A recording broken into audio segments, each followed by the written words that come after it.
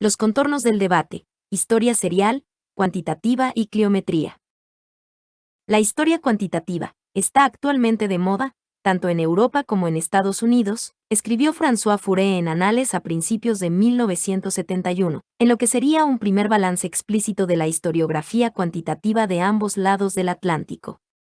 Casi 2 décadas más tarde, el entonces editor de los Nouvel Annales, Bernard Lepetit, afirmaba en una ponencia dictada en Moscú que la historia cuantitativa ya no está de moda, para enseguida abogar por la incorporación de nuevos procedimientos matemáticos a la mal llamada historia cuantitativa.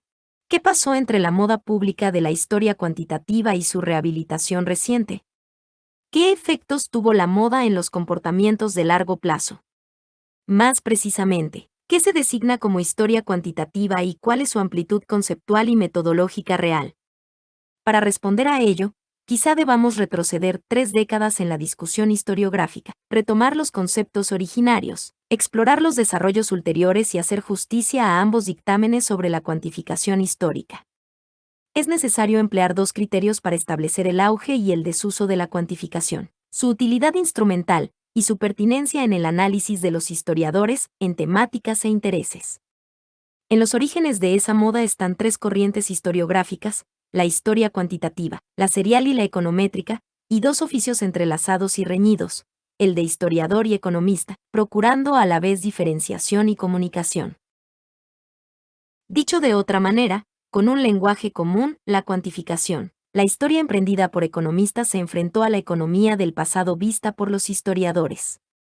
El resultado de ello fue la apertura de varios cauces historiográficos que tendieron a disociarse, o propendieron a un agotamiento de su torrente creativo: la historia cuantitativa como econometría retrospectiva.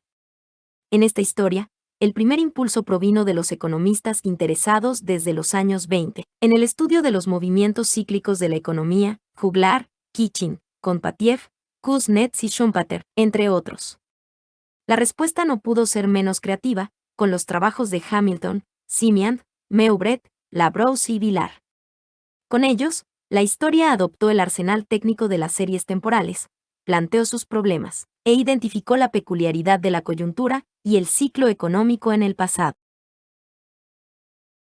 Más tarde, en la inmediata posguerra, la revolución keynesiana y la rehabilitación de la economía política clásica, la síntesis neoclásica, señalaron a los economistas, particularmente norteamericanos, otro derrotero en la historia económica como economía aplicada al pasado.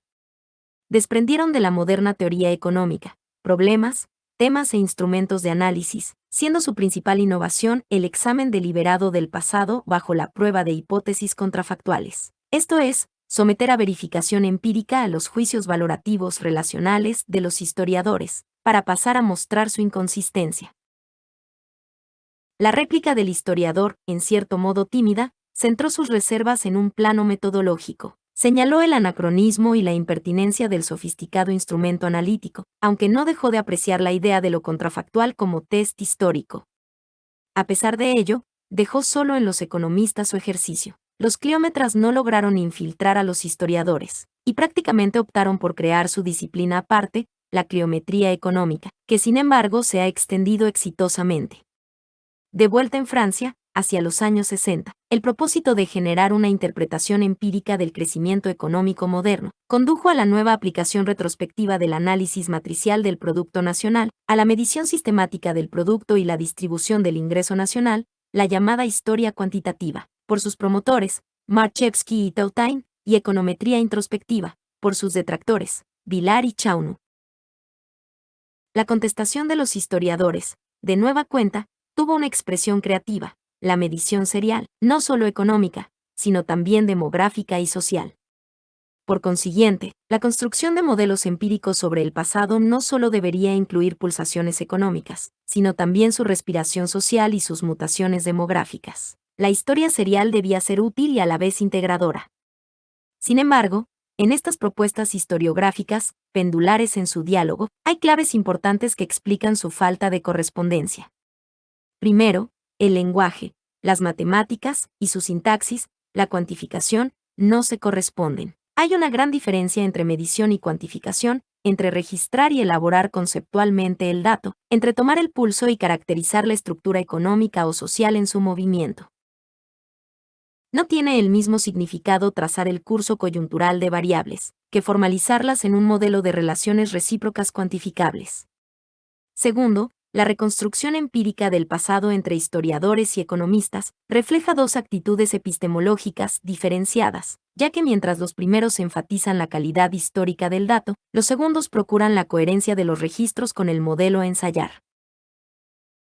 En ambos casos, el dato histórico es construido más allá de los acontecimientos, los reemplaza, en favor de una historia-problema que traduce el tiempo del historiador a la dinámica coyuntural, o en su defecto, lo lleva al sistema de interdependencias planteado en el modelo explicativo, lo que incluye el recurso de la hipótesis contrafactual. Finalmente, el impacto de largo alcance de la cuantificación en la historia económica tiene que ver con las preguntas que se hace el historiador o el economista, intrigados por el pasado, y con la pertinencia y actualidad de los instrumentos cuantitativos que adoptan para explorarlas en el pasado. Entre otras, pueden señalarse, para los econometristas, la evaluación macroeconómica del crecimiento de larga duración y su inflexión industrial. Para los cliómetras, los agentes dinámicos en la evolución económica del pasado, como la oferta de factores económicos en el crecimiento, los transportes en los costes de transacción, la eficiencia económica de empresas premodernas y la función de las instituciones en el cambio económico. Para la tradición de Anales, la evolución coyuntural de los elementos económicos y sociodemográficos de los sistemas de civilización. Las coyunturas demográficas, de los intercambios y la producción, pero también de la cultura y las ideas. La pregunta que nos sugiere este examen es, entonces, ¿siguen siendo relevantes los propósitos de aquella república de científicos sociales que, compartiendo un instrumento analítico, marcaron tantas diferencias entre su oficio y su objeto de estudio? Para la historia, el campo de investigación, a la vez que se multiplica, se pulveriza, en una convergencia simbólica hacia el sujeto, de la psicohistoria al imaginario social, mientras que para la economía, el pasado es un horizonte de rehabilitación teórica y reflexión sobre el comportamiento económico del sujeto. En conjunto, el instrumento ha sido domeñado, y las preocupaciones del presente han promovido una mejor utilización de la herramienta cuantitativa. A ello contribuyen, desde luego, la popularización de la computadora y los paquetes estadísticos integrados, y sobre todo al colapso del culto al número.